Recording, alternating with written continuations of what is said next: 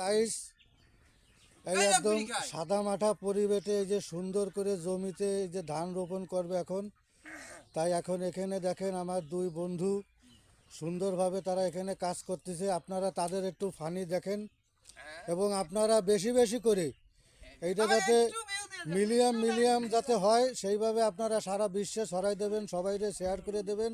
আপনারা এখন তাদের সব কিছু উপভোগ করুন।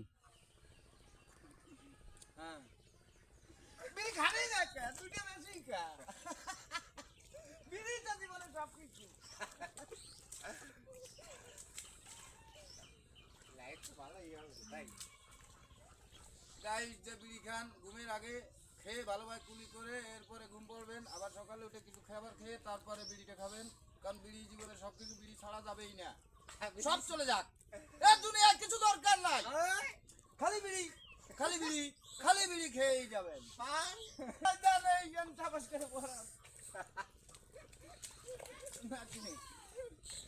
ঠিকঠাক করার হচ্ছে জায়গায় জায়গায় কি কথাবার্তারা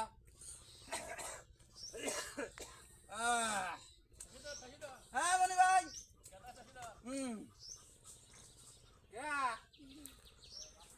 এই দেখেন পুরো ঘেরের পাশ ধরে টমেটো, প্রকৃতির সুন্দর একটা পরিবেশ। চাষিদের নতুন হ্যাঁ,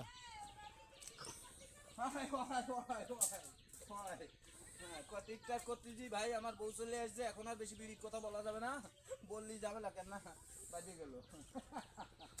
আপনারা বেশি বেশি করে শেয়ার করবেন, ফলো করবেন, কমেন্ট করবেন এবং যাতে মিলিয়াম হয় সেই জন্য আপনারা সবাই সবার কাছে পৌঁছে দেবেন।